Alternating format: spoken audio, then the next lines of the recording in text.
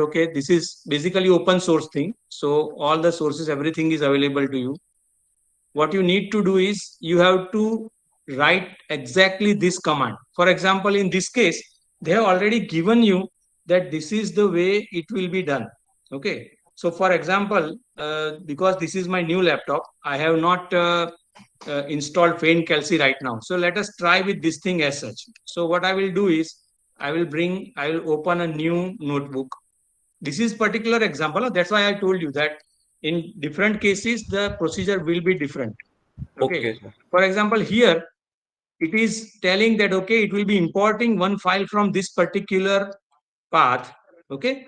And this install.m will be definitely a sequence of what you can say, sequence of commands, which will be downloading the files and installing it in the PC. So in that case, let us say, for example, initially we have to check whether Faint Kelsey is available in our system or not, right? For example, here, uh, let me find one. See, here there is a manual installation also, right? So this is a very much used package. So they have provided many other things. But see, what you need to do is, for example, if you download a zip file, then you have to identify this particular folder. Okay. Oh, they have shown it not for Windows, but let us. I just wanted to know what are the commands that we can use with Faint Kelsey. With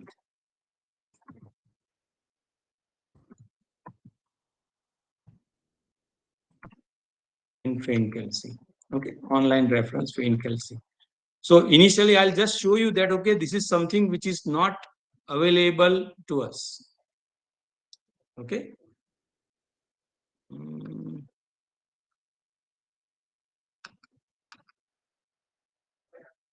basic objects, old form. Okay. For example, this is quark field. Okay. Or anti-quark field, for example. So obviously, if I write down this thing somewhere, quark field. Okay. For example, if I write down this thing, it will tell that it is missing or some error message will come because that thing is not available. Is it visible now? The text, or Yes, sir. should this be better? Yes, This sir. is better, It right? is. If people are Yes, on yes. phone, then this will be better. Okay. So this, if I'm writing quark field and if it is showing missing, that means this kind of thing right now is not existing in my system. Okay. Then what I need to do is I will now install Faint Kelsey. Obviously, this is the most preferred method. In many other cases, they will show you like this only, that in which particular path you have to what you can say, install that thing. In this case, what we need to do is we have to simply copy this and paste in our Mathematica. So see, what it does is it will import this file from their server. It will download somewhere on our PC. Then it will install Faint Kelsey, because this is the command that it will understand after install is available. Initially, suppose if I directly write install Faint Kelsey, if I do this way, it won't work, right? It is not working. See, but the next moment when I do this thing, I will import this thing, and then if I install it, so let us remove this. I will run this. Okay. So now see what it did is it is telling that, okay, we can install now Faint Kelsey. So now if I run this thing, it will be working. So see, it is now downloading from their server, and it's not a very big package, so it should be automatically done. Okay, sir. समझ Okay. गया sir क्या था. Thank you, sir. So it has downloaded. No, let it happen now. We have to wait. So whenever you see any package, see, now this is done. This is done. Now, once this is available to us, the next thing that we need to do is we should know how to use this. Oh, it is now downloading FainArts because FainArts is something which is required for FainCalc to work.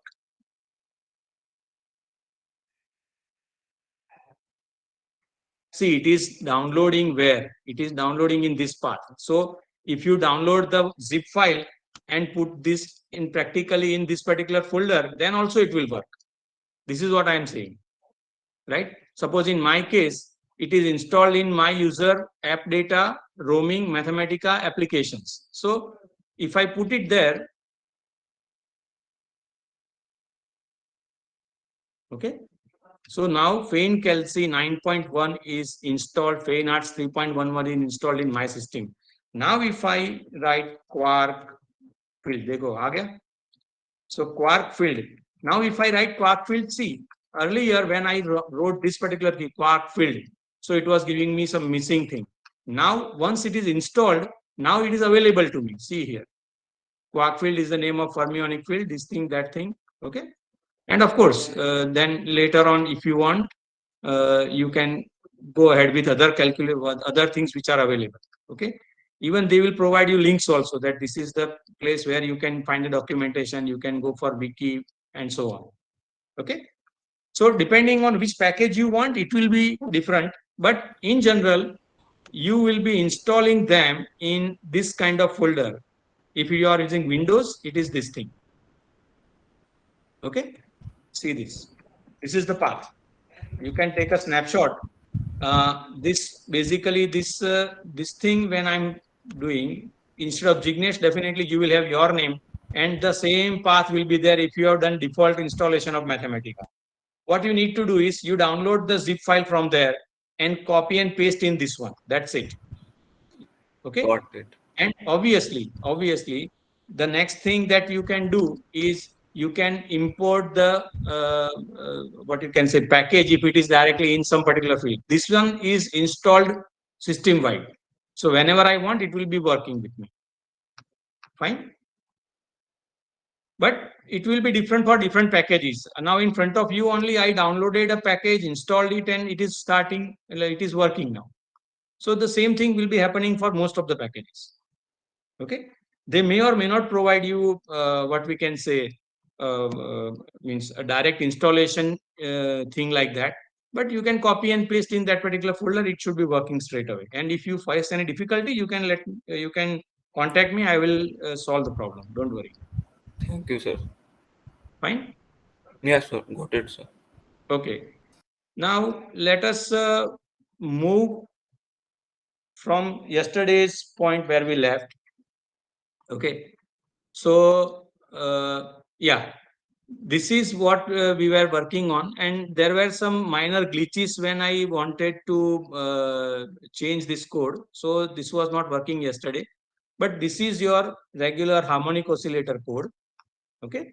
Which we converted from our what we can say white dwarf case. So instead of these initial equations, if you change these initial equations, then rest of the thing is exactly same. This is not going to change at all. Now in this case, what I am doing is I have initialized v as well as x, right? Of course, we know that dx by dt is v. This is what we did yesterday, right? And then finally, once I run this thing, I am having this. Okay. For example, if I say that, okay, B is damping. Okay. So I chose this B to be say 0.7. So I am getting this kind of output. You can see here, this is X graph, this is V graph. Okay. So initially what I have chosen is initially velocity is 0. But now velocity means what? Velocity means you are talking dx by dt.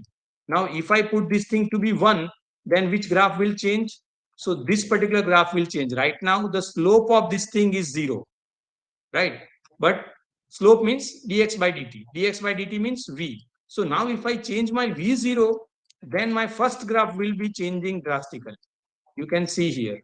Oh, no doubt, because of the range, you may not be able to see it properly, but you can see this one. I hope you understand what I'm saying. Actually, it was starting from here earlier. Now it is starting from here. Okay. So let us put this thing here. Let it be this way. So I am pressing now shift enter. Just keep an eye on where that is starting. See, could you see the difference? So this is the way it works. Okay. And this is for the velocity part. So of course, you can find this kind of things. Now, there are multiple other problems also that people normally talk about. These problems are basically initial value problems, the ones that we are seeing. Okay. These are initial value problems. But there are other problems which are known as steady state problems. Do you know what are steady state problems? Yeah, anyone? What are steady state problems? For example, there is something called a predator prey model. Have you heard of that? Specifically speaking, okay, and again I change it from this thing only. So,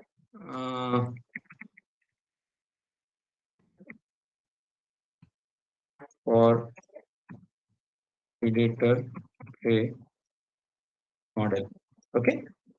So I changed only that code. What is changing is obviously some initial values. These are the parameters, and this is the thing.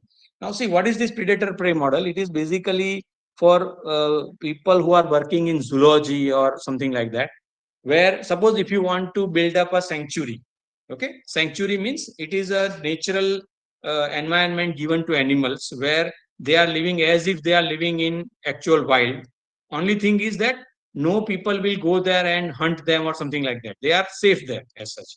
But of course, for example, when you talk about predator and prey, suppose wolves are there and rabbits are there. So rabbits are prey and wolves are predators. Okay. So if you want to really have a mechanism by which now you want to make a sanctuary, so definitely you have to put rabbits also there because they are food for the wolves. Okay. And wolves, you should know what is the birth rate of preys. That means what is the birth rate of rabbits. You should know if they are not eaten by predators, what is their death rate. You should know what is the rate of consumption. That means if the preys are being consumed by predators, then at what rate they are being consumed. Then what is the predator death rate? Definitely predator is also a living being, so it will die. So what is the death rate for them? And what is the birth rate for predators? So why these kind of models are important? Suppose if you want to build a sanctuary, then you should know how many rabbits should be there initially, how many wolves should be there initially. You want this system to work. Of course, here you are assuming that there is a lot of food available for rabbits all the time. Okay. Other hindrances are not there. So that kind of thing is there. So ultimately, what will happen? Initially, if you see, so predators are basically now consuming prey. Okay. So prey will be basically having a kind of decrease in their population, right? But they have got a birth rate also, so there will be increase because of that.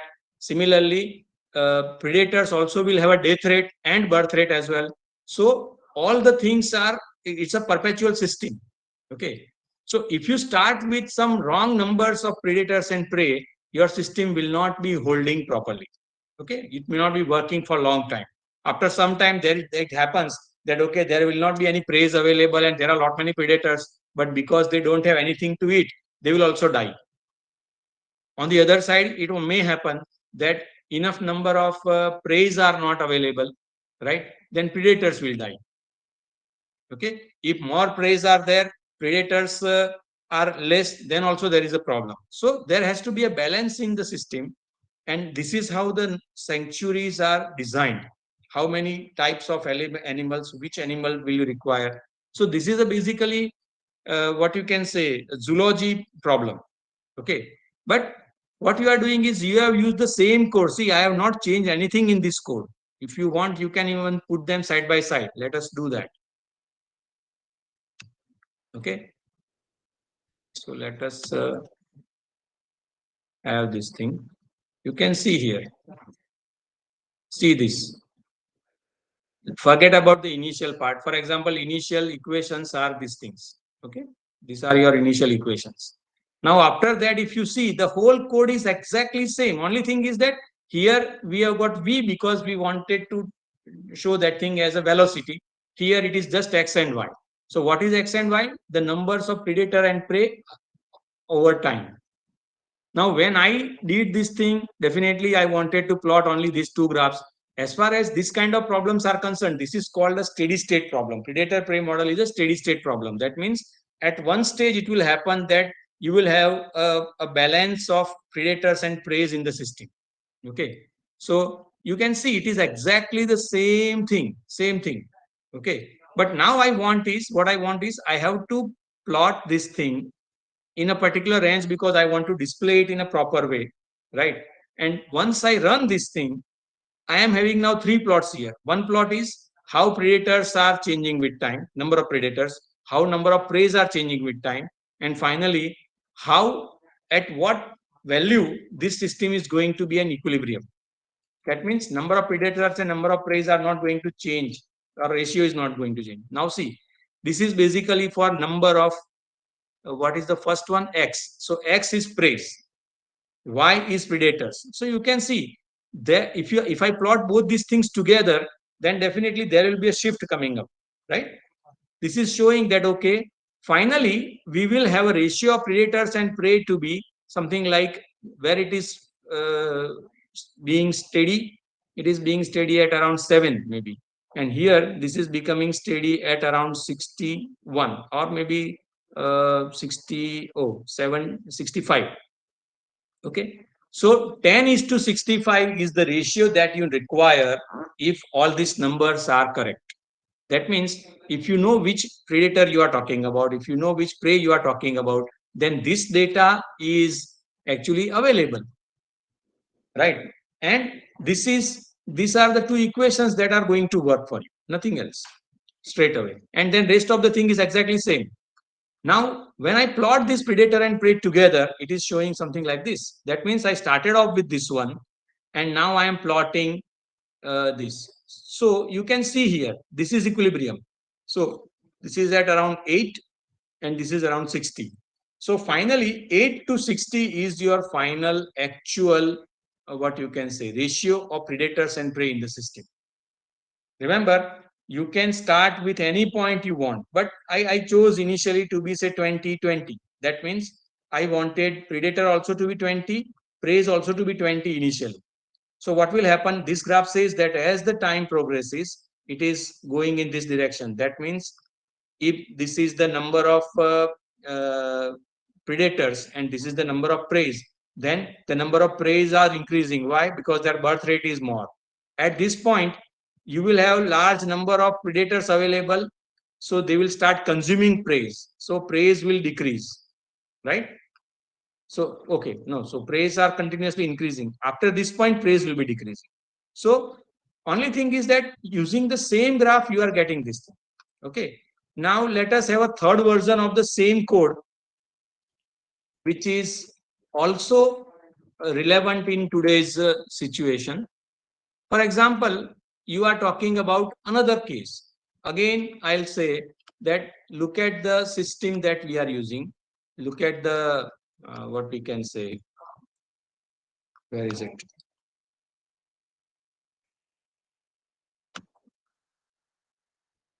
Look at that code. Okay. So can you see it is the same code? In fact, I forgot to change the title also. So it was from that only. Now, here you have got a system where, for example, you are talking about a closed colony. Okay, closed colony. For example, let us say that you are talking about a colony where 200 people are there, for example. Okay, now out of these 200 people, somehow it happened that two persons got affected by some flu, some viral or something. Okay, now it's an infectious contagious disease. So what will happen, those two people are going to now infect others also. So automatically that is going to rise, that number of infectives is going to rise. Okay, और जो बाकी बच गए उनको हम क्या बोलेंगे, we will be calling them infectables. That means, or susceptibles you can say. So they are susceptible to what you can say, infection. Okay. Now, if you go on time scale, so continuously number of infections will be increasing, right? But before it starts, you already have some kind of medicine available for it. And it's a rule for normal flu that once you are infected with one particular virus, you will not be infected with the same virus again. In fact, you are almost immune to that particular virus for your lifetime. In fact, I'm talking about common cold. I'm not talking about corona. Okay, but uh, now, as the medicine is available, what will happen? Those number of infectives or those who are already infected, they will start decreasing. Okay, they will start getting cured. So after they are cured, they are not going to get it again. Okay, but at the same time, the number of susceptible people are also decreasing because somebody already caught what you can say the flu.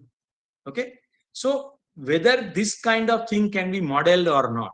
So there is a very basic model. In fact, this model is not very new. This model is quite old model. This was actually applied in case where in I think in 1980s somewhere it was applied in a particular colony where closed system was there, and the output came out to be, see, again I'm showing you this thing side by side just because you will have a feel that okay, it is the same code which is working, same to same code, no change. Only basic difference is these initial conditions will change depending on the problem.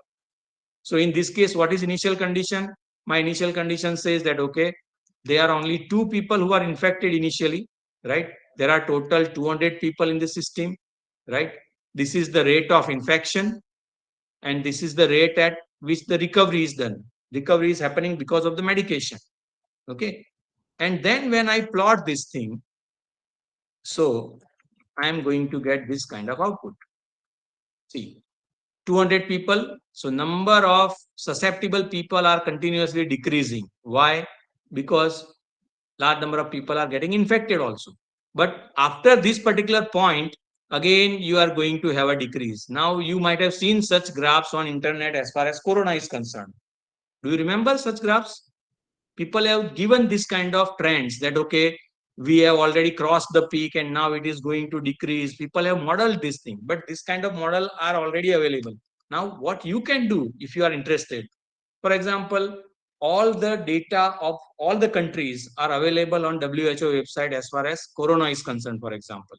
You can have your own model which will tell that, okay, this is the way this will be the probable peak. You might be recalling that okay, we were told that okay, the peak will come in somewhere in this region of the month and then it will decrease and so on. So those kind of things are coming from such models. What they will do, they will try to put the actual data on this graph and they will see what is going to happen. Okay, now this is starting with 2. Okay, obviously, if I start with 0, what should happen? Nothing should happen because 0 means there is nobody who is infected in the system. So everybody, all 200 are going to be the same. This is also 0. Okay. The moment I say that, okay, I want to have this thing, say, let us have, say, 3, right? And the infection capacity is 2. In that case, what will happen? So again, we can check this thing. So depending on what kind of system you are working in, you can identify that, okay, this is what is happening. That means before the peak arises, almost everybody will be infected. But at any given time, not more than 150 people are infected. So this is how you read this thing. And you might have seen this kind of analysis in your, what you can say, in internet also as such, right? Suppose if I change the recovery rate, if I change the recovery rate to little lesser, then again the system will change.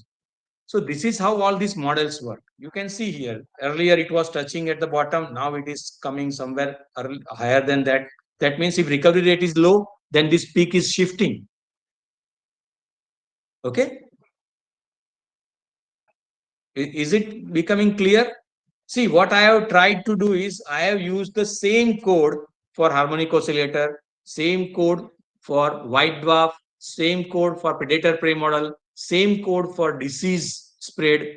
You can see the range of the fields in which you can apply this thing. And for that matter, you can use this thing in electronics, because there also, for example, if you have LCR oscillator, okay, so in LCR oscillator also you have got differential set of differential equations which you can put in this thing, and it will be giving you the so-called board plots or whatever. Okay, so there are large number of applications as far as differential equations are concerned, and I am talking about coupled differential equation. So ultimately, this can lead to solving Schrodinger equation as well. So the initial basic code I showed you yesterday, that how that thing works as far as Schrodinger equation is concerned. Okay, but of course, if you really want to use this thing for a real problem, then definitely you have to go for a numerical solution of the Schrodinger equation, because for any given potential, your code may not be working. Of course, that kind of code is also available on internet, published by some people, right? And it is free to use as such. Only thing is that you should know how will you use that thing, how will you get the result that you desire. Okay, because see, things are available. It is like language is available to everybody knows what do the words mean. Okay, but at the same time, everybody may not be speaking in the same way. Somebody is a very fluent speaker of something, somebody is not that much fluent, but he knows exactly equal amount of words. Okay, so how you put the things together, that is definitely your own expertise or your own skill, whatever you call it.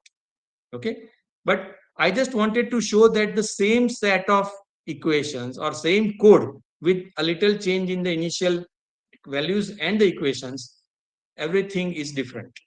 And most importantly, as I told you yesterday also, that in Mathematica everything is a notebook thing, so you are simply having everything together. So when I ran this code yesterday, this graph was available to me before I run this code today, straight away.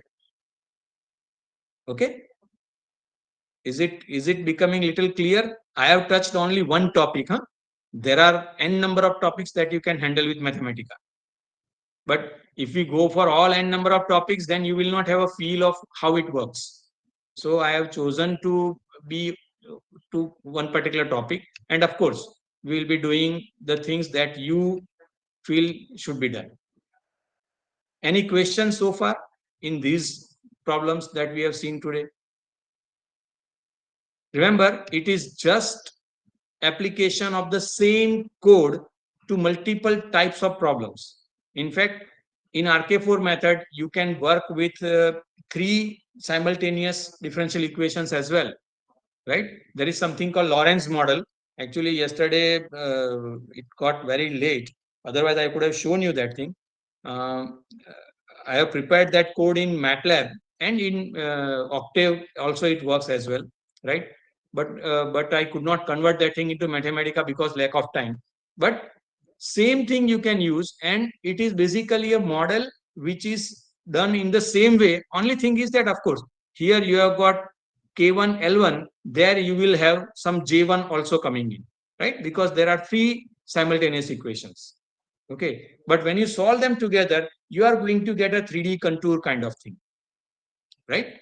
And it is also very possible with Mathematica without any issues. Okay, but that is used for weather prediction. So you can see the range in which your differential equations can work. Okay, and of course Newton's cooling, then decay, growth, these things are already there. They are first order differential equations. You always use for those purposes. Okay, and as far as differential your Schrodinger equation is concerned, you should know that, okay, if it is what you can say, if it is a bound state, okay, then your wave function has to start from 0, it has to end at 0, and it will happen only at a particular energy. So that I displayed yesterday for a harmonic oscillator case, but for any particular case you can do that. Only thing you need to do is you have to uh, just a minute. Yeah, only thing you need to do is you have to simply change this portion, even this only. If you can change this portion for your requirement, you can solve anything, right? But it is not just about telling it that it is happens this way. So many smaller corrections are coming when you try to implement such things, right? But it is very possible and people are using it already. So not a big deal as such. Okay. Now let us go to one more problem that yesterday somebody requested. It is about the file handling. Okay. The question was that I have got an Excel file with some input parameters. Okay. Some input thing is there. And I want to read from that Excel file and I want to write to another Excel file after doing some computation. So I have done a very basic code for this thing. I'll just share this with you. For example, now this I cannot make bigger. Can you see these things? Can you see the list of files that I have prepared here? Yes, sir. Okay. So see, I am now deleting this output.xls. Okay. I deleted the output.xls and there is something called input.xls. Now, what is going on? I have got this particular file. So on first row, I have written the label. Of course, you can have n number of columns available, not an issue. I'll show you how to change that thing in the code itself. Then, for example, let us say we have got 10 or 11. So we have got only this many, what you can say, uh, inputs. Okay. So I have got now 10 inputs. Okay. Now what I want is this file might be coming from some other source, right? We have prepared that file as an input parameters. It might be output from some other code. And then we have got this file. Now this is an input for my current problem. So obviously, first thing you need to do is you have to close this file because you will be using that thing in Mathematica. It cannot be open in two places simultaneously, obviously, right? So this is the input file. You can see here that there is no output.xls file available here. Okay. Now, what is this code? Can you read this? Can you see this? Yes, sir. A Okay. param Okay. equals to Yeah. input. Fine. Param means normally for parameter you have to write something because you are basically what you are doing is you are importing that whole matrix from input file. Okay. So this is very important. You have to keep this thing in a single directory where your notebook lies. So actually in this case, what is happening? This file handling.nb which we have opened is in this folder and we will put this input also in the same folder because that is the normal practice that we do normally, right? So what is this param? Param means they are the set of parameters imported from an input.xls file and it will be in the notebook directory directly. So this is the command for that. I'll share this file with you so that you don't need to actually remember these commands. Okay, and then you can do it in your own way. Fine. Now the next thing which I want to do is I have to open another file which will be my output file. Okay. So again the same thing. I want to generate that file. Remember this output file is something which I am open and write means if it is available it will overwrite it. If it is not available it will create it. Okay. And once that file is created it will be writing this thing in that file. Now, obviously, how it will recognize that it is going to write to that file, you have to write a pointer here. So this is a pointer, the same pointer that you are using in say C++, for example. So you have got OP as a pointer to that file. And now here also you are writing OP. That means the file that you have opened here, you have to write a string to that file. Now this string is very important. See, when I'm writing into inverted commas, double inverted commas, when I'm writing X, that means it is text only. So it is just going to write X in my that line. This T means press of tab. So obviously what happens when you press tab in the Excel? Suppose I am typing something in Excel and if I press tab button, what will happen?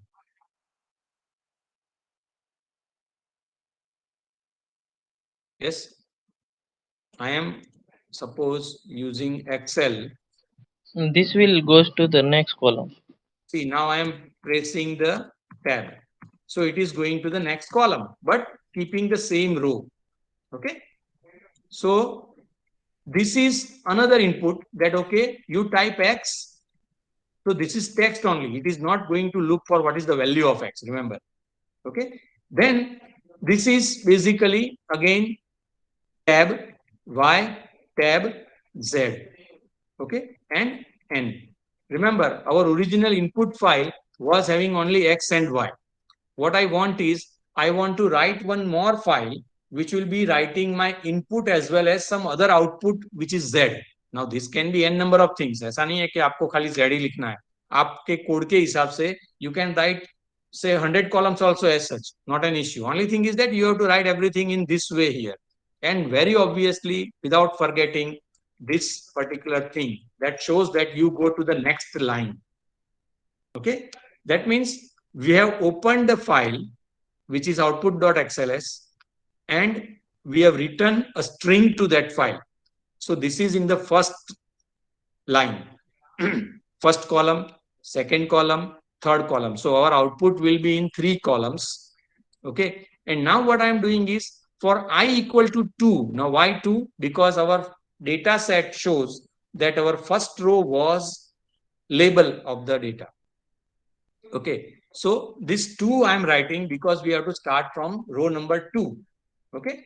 So row number 2, and it has to go up to what level? To the end of that particular column. Obviously, column means here you will tell that, okay, what is the length of the parameter matrix? That is your answer. So for length of the parameter, so obviously, in fact, if we want, we can even choose some number here, right? In our case, that length is 10. But for example, assume that you have got an Excel file which is having say hundreds of data, but you want to do calculation for only first 100 or first 50. Then you write 100 or 50 here. It will work. Okay. But right now what I want to do is I want to work with all the data available to me. So I am writing length parameters. Okay. Obviously, this is the increment. So it is just going to the next thing. Now, this is very important. How I want to choose X? I want to read X from my input file. But right now, my input file is basically a matrix which is known as param. Okay. Now, when I write param like this, see this. Param is a matrix for me, and we have to write it exactly in the same way. If it is a capital or small, something else is changing, it will not be working. It is case sensitive thing. So I'll write here param, then here I will write row number. So row I want to keep floating, I will be changing the row. Row number 1, row number 2, row number 3, row number 4. I want to read it like that. And this is column number. So where is X located? In first column. Where is Y located? In second column, and so on. And then what I do is I will calculate Z using X and Y. So my X is given to me. I read it from the columns. Y is read it from the columns. After we do that thing, now we want to write those outputs in our output file. So again, I am writing write string. Remember, this write string was out of the for loop. That means this will be executed only once, and it is for the title of the columns. But this write string is in a loop. That means for every iteration, it will be writing this string in my output. This is what you normally want, right? So you are writing OP, and now here, this is important. See, here I had written double inverted commas and X in that. And now here I am writing just X here. Just X means X is a variable whose value you can fetch from the earlier calculation. So we already have fetched X from here, right? So it will take that value straight away. Then obviously tab is the same tab to go to the next column. Then you type Y. Again tab, then you type Z. And then you go to the next line. And it will be doing this thing up to the length of the set. And after you do all these things, you have to close the output file. So output file is our OP. So that OP is closed now. And now you have done this thing. So let me delete this so that you will feel that, okay. So any question regarding this particular code? See, what I have tried to do is I have told you each and every smallest thing which is to be understood as far as importing and exporting data from Excel to Excel. Because typically we prefer Excel when we want to do very basic calculations and something like that, right?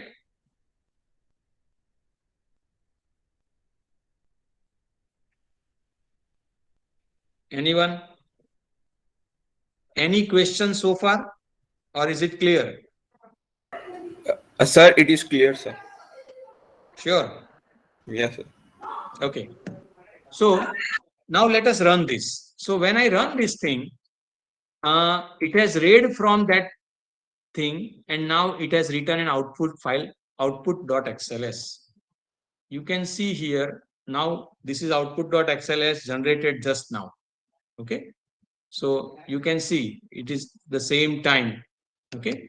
So that output.xls, if I open, obviously because it is .xls, so it is showing like this. Now see, I had one XY set directly given in my original this thing, and now it is giving me with one more column. This input is this, right? And output is this. Okay. You can see same thing, only one more column added, but this is the file which we read and this is the file where we write.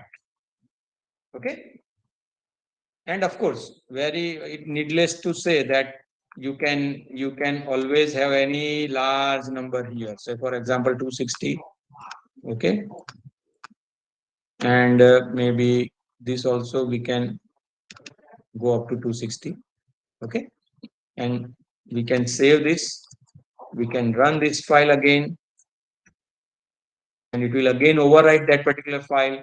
Now my output.xls is having all the data. So if you write the code in such a way that it is automatically taking all of them, it is fine, right? But see here it is up to 260. Now, if I want to change my input from the total length of that thing to, say, I want to go for only first 10 results. Okay.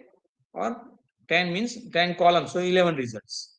Okay. And now if I run this thing, very obviously my output will be coming only up to first 11 because I'm not interested in the rest of the data, right?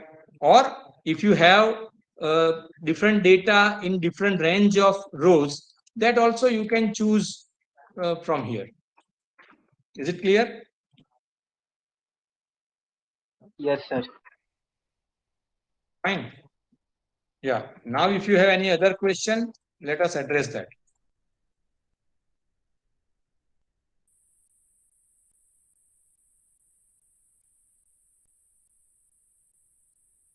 Yeah. If you have any question. Sir बोलो. हाँ sir, वो जो code use किया है हमने परम वाला, तो कोई भी डेटा रीड करवाने के लिए वही होगा ना? मींस कोई भी लूप में हम यूज कर Param is सकते हैं? just a parameter name which I have chosen. It is not necessary that we have to use param only. ये see, these are habits only. I have been using means I have been doing this coding since maybe 98, 99 maybe, right? So from beginning only I have a habit of writing param for parameters. So you can choose anything. If you want, you can put say X, Y, Z. Right? Okay, it's okay. okay. Only thing is that once I write X, Y, Z there, then here also I have to write X, Y, Z. Here also I have to write X, Y, Z. That's it. That is the only difference. तो sir वो हम सभी loop में use कर but सकते हैं। make sure that your input and output file names are not having any spaces or something. Sometimes it creates problems, sometimes it works. So it is better to choose very short file names. Okay okay sir, Right? Okay sir, Hmm. Thank you sir. Is it clear now? Did it serve the purpose? This yes is what sir, you were asking, right? Yes sir, yes. Okay. Anything else? We have got now 35 minutes more. So if you have got specific problems, then we can look at Sir, those problems. any example in which we are using do loop? Do loop. Yes, sir. Okay. So do loop. So whenever you want to do that, in fact, example means practical examples, do loop. Mostly I prefer for loop, right? Let us see how do loop works. So do, okay. So let us read this. So do this thing n times. So it is straightforward. What is the issue with that?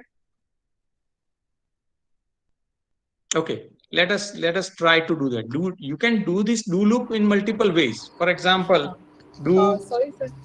Sir, your yeah. sir, your screen is not shared. I think. I have shared the screen. Sir, it is not visible. So far it was not visible only. No. Just when you Just started now. this Okay, discussion. let me do it again. How did it close automatically? I don't know. Now is it visible? Yes, sir. Okay. See, this is the way you normally work with Mathematica. You want to find out what is do or how it works. So this is an expression which is given. If you understand from this thing, it is fine. Otherwise, you can go to either local or web documentation and it will show you how to use do loop. Okay. So for example, you can see here also. And as I told you yesterday, you can straight away change this thing as well. Right. For example, if I write 1 minus n square here, it will be changing it. So what it does is do loop means you are doing this expression or this execution this many number of times. That's it. Okay, sir. Okay. Yes, sir. Yes. So many things can be done, but there are many things. See, for, while, but in most cases, what I have observed is most people go with for loop. Most people, because in for loop you have got all the things available. You have got conditional expression which will check the validity of whether you have to move forward or not, right? It has got specific increments coming up. For example, in do loop, if you want to do increment, then you have to write in your body here. Okay. While in for loop, there is a specific place that this is the place where you have to write for increment. So that is fine. Similar thing goes for while. So it is just a habit of what you want to use. See, while n is equal to this thing, print so and then this. So if you see this thing carefully, it is also just like for loop. But instead of while, you are writing for, when you are writing for loop, you are giving this increment in the beginning, as a part of syntax. In while, you are giving the increment as a part of the body of the text. That is the difference. So ultimately, they all will be doing similar things on, right? Yes, sir. Yeah. Anything else? No, sir. Right. Okay. Let me see what are the other things that we can see. Okay. Now, for example, suppose if you want to, now this is something which is not directly being used by me, but you must have heard of parallelization. Okay. Parallelization pata hai? Parallelization means that you can use multiple cores of your computer, right, to do parallel calculation. Now see, the problems that we have seen so far, they are all what you can say, they are all sequential problems. That means for example, RK4 method, you are starting with an initial value, then you are going and incrementing that thing, okay, and you are building up on the previous output. So they are called sequential programming or sequential execution. In this case, if you have an option that, okay, I want to do this thing and this thing and this thing and this thing, and they don't have anything to do with each other, you can do all of them in parallel. So in most cases, when you really want to do something in parallel, the things are really, really very, what you can say, means time consuming. Okay, let us try to understand that thing here. So what this thing does is it uses the actual power of your computer. Okay, if suppose your number of processors are large nowadays, having 4 processors in a laptop is a common thing. Okay, most of your i7 and other things are basically 4 number of processors. What I am using is basically a Ryzen 7, so it has got 8 processors and 16 threads. So it is almost next to workstation, you can say. So in that case, if you really want to work with such a system, then can you give parallel work to this, right? There are certain things which are parallel, which you can execute parallelly. They don't have anything to do with them. So in actual parallel programming, what happens is you are using all these cores. You have to tell that, okay, this is the task which will be done by core number 1. This is the task which will be done by core number 2. This is the task done by core number so and so. So you have to assign the task to them. After they are all done, you have to combine the result, and finally you will be giving some kind of analysis. That is the way your parallel programming works. And it is not that straightforward. It is not very easy to do. Okay. So here, if you really want to go for what you can say, a parallelization, okay, so what you can do is you can straight away give a command parallelize to Mathematica, and it will give you the output which is done in parallel. For example, suppose if I say evaluate notebook here, so it is seeing, say, it identified that there are 8 cores in my system, and then it is, oh, some errors are coming. But what is important here is, actually, this is not something which let us quit the kernel, because it might be using certain things which are not that straight. Okay. Evaluate notebook.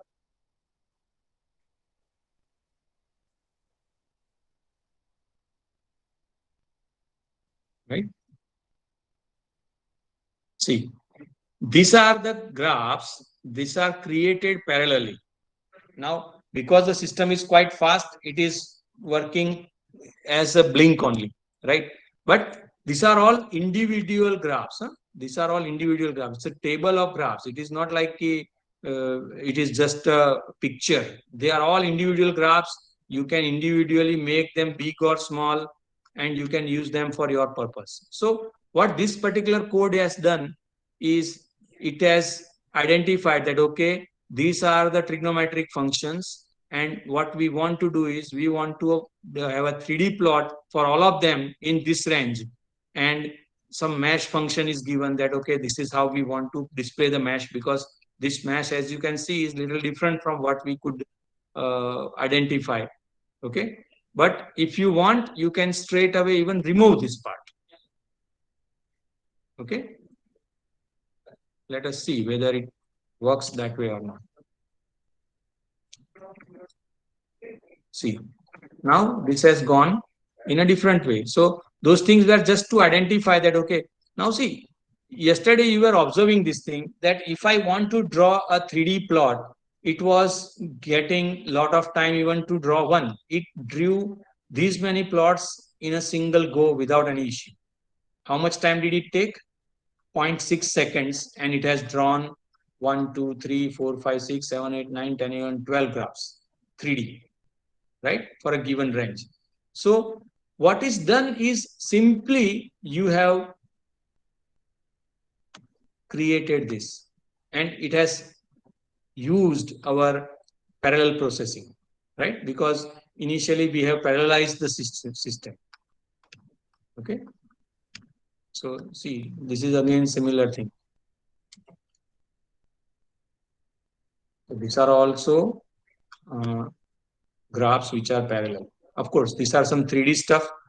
I don't have any expertise in this thing, but only idea is that if your process can be parallelized, Mathematica does it very nicely and it gives you all parallel outputs without any issue, right?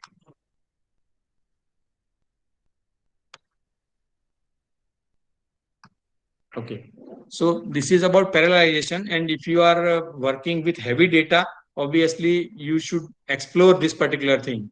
Frankly speaking, I have not used this parallelization in any of my case because in most of the cases where we work, our output for the next step is dependent on the, or sorry, input for the next step is dependent on the previous thing. So we cannot go parallelly. We have to go sequentially on, right? But for example, if you want to invert a matrix, right, which is a huge matrix, okay, in that case, parallelization probably might work. Let us try that. So let us quit the kernel first. If it works, I don't know. Let us see this. Okay. For example, let us have a new notebook. Okay. And M is equal to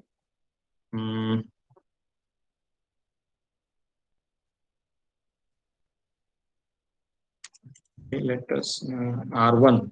R1 is equal to range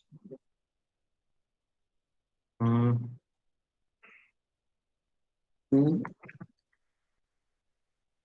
random real 2 times random real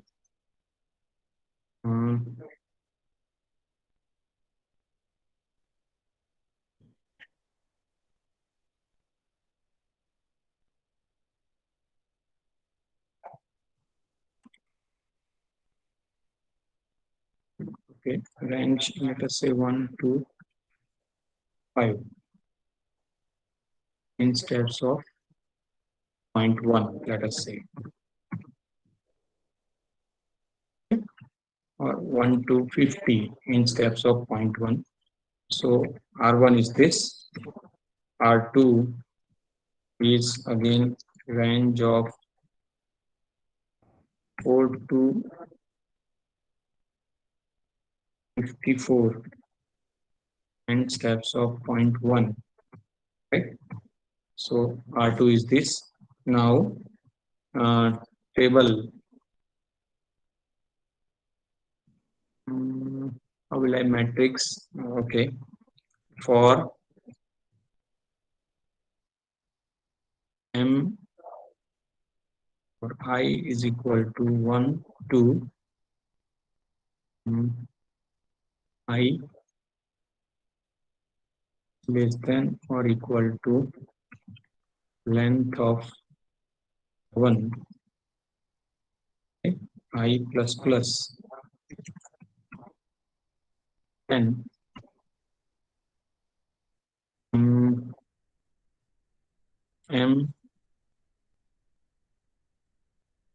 I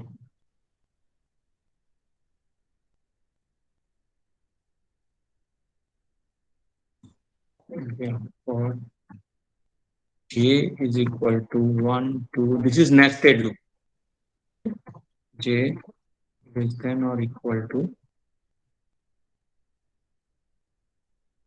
length of say R1 again, okay, and then J plus plus Mi J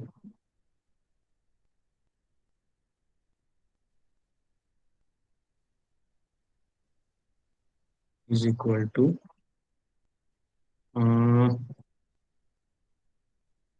R1 R2 J. Okay, so what I am trying to do is I am simply creating one M. Let us see whether it works or not. Oh, one bracket is missing. Symbol M part does not have any immediate value. Okay, so M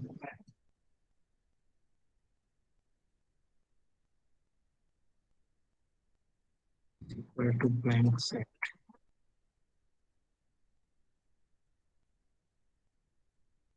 Okay, so let us have M is equal to we want to create a two-dimensional matrix out of that. What I wanted to tell is if we can generate, let us see, matrix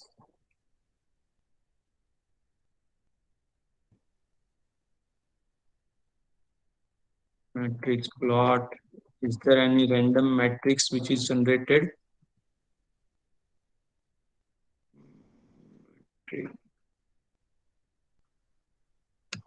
Okay, let us do one thing.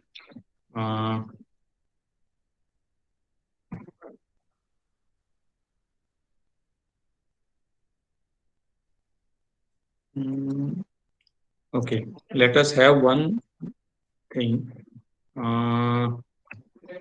that will be easier probably. Excel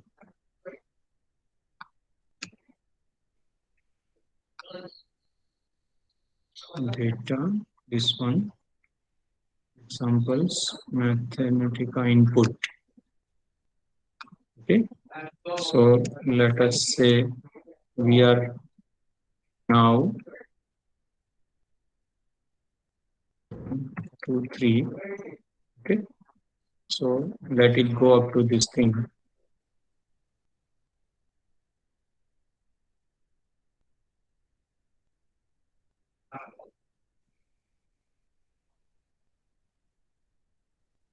So this is up to 260. Okay. And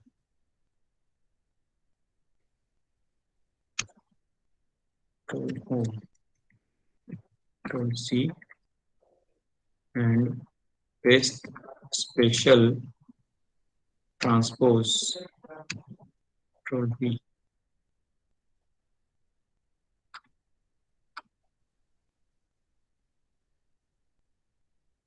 Special transpose. It is not taking it.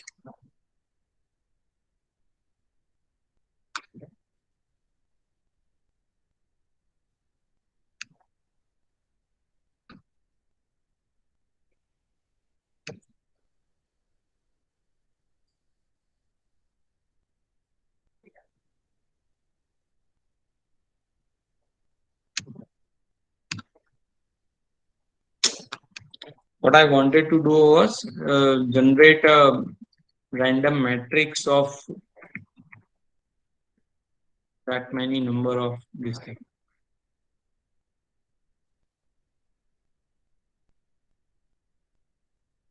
Okay. Number of columns, again 242, I don't know how it will work.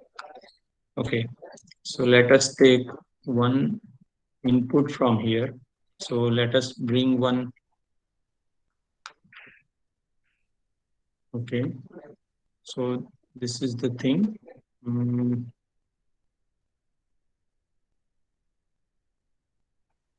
XLS.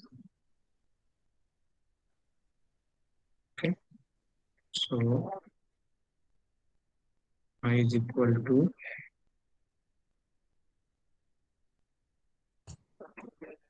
XYZ is this thing. Okay, now what is XYZ? Size of XYZ.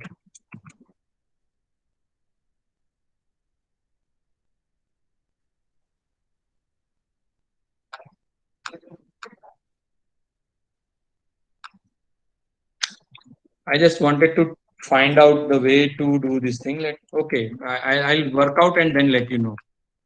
I was trying to create a matrix, very large matrix for some random numbers, right? But right now I don't recall any syntax for that.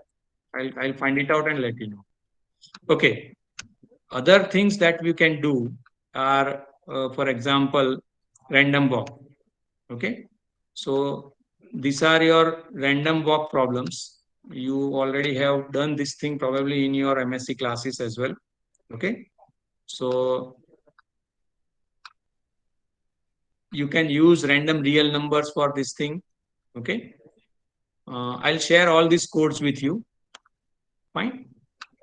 The other thing that you can do is any, say, Monte Carlo calculation, right? For example, if I want to find out a value of pi, basic stuff, right? That is the first problem that you do in Monte Carlo. Then we have got 1 lakh, what you can say, 1 lakh darts thrown. Okay. If you recall your, what you can say, your this problem of identifying pi was hit and miss method, right? So you were having one, let me bring that here. PowerPoint. Open. Browse.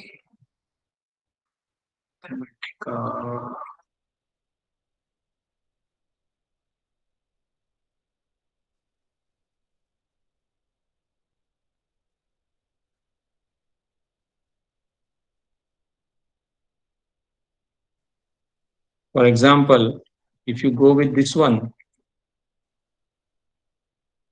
I'm just taking one shot from our classes and show it to you.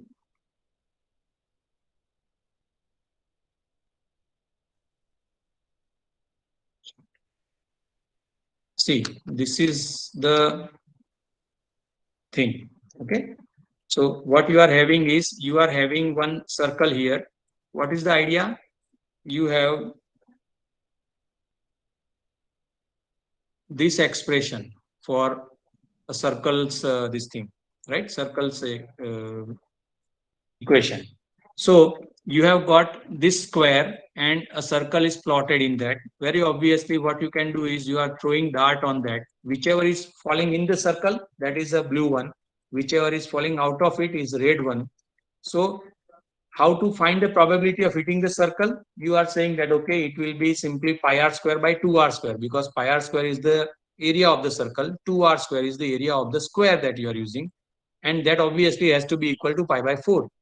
So if I know what are the number of darts which are falling in circle and what are the total darts that I'm throwing, then simply I have to count those numbers, and then finally we have to get this thing done. So that is the thing which is written in this code. What you are doing is simply you are generating random numbers and checking whether that is lying in the circle or not. Okay. So if this is lying in the circle, you do one addition in the in, otherwise you do one addition in the out, and your pi will be 4 times in divided by in plus out. So it's a straightforward basic thing, but this is something that you can do in Mathematica without any much issue. You can see it is simply very small code. Similarly, you can do Monte Carlo integration also. Fine. Okay, I'll have to quit the kernel. Okay, so this is okay. So this is integration using Monte Carlo. This is multi-dimensional integration using Monte Carlo.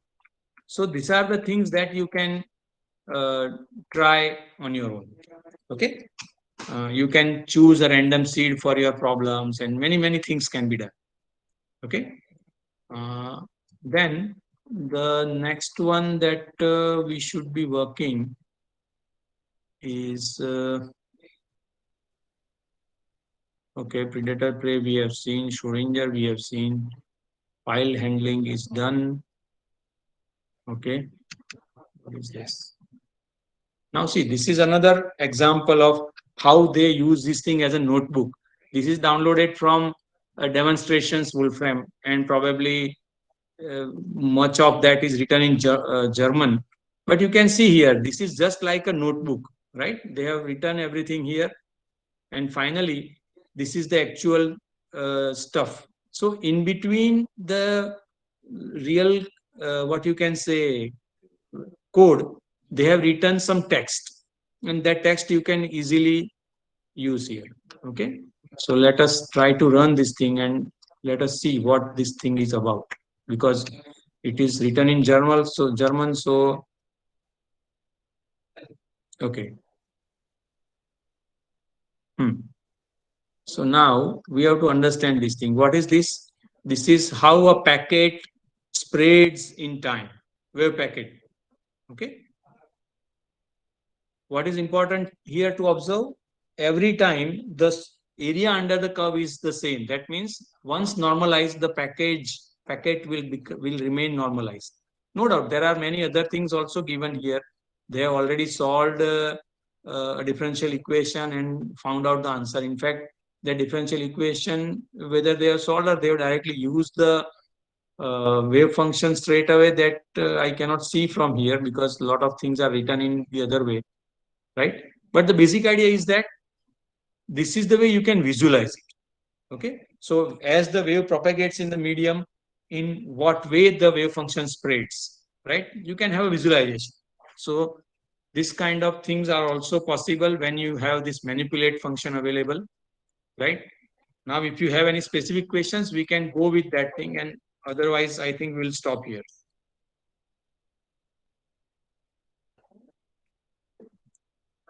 Because there are multiple things that can be done, but right now, if there is a specific problem, we can work on that.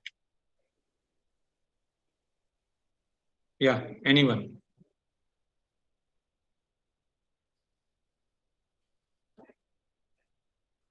Yes. If you have any questions. I think somebody has raised his hand. Yeah, who is that? I got.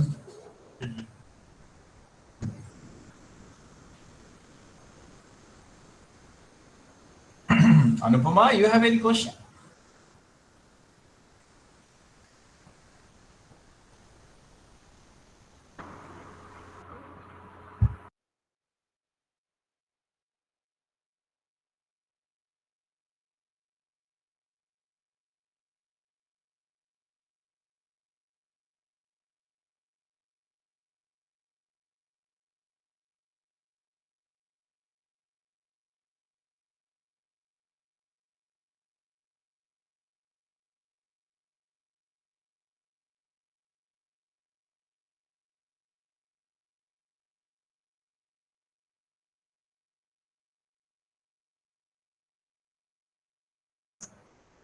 Hello आवाज आ रही है क्या?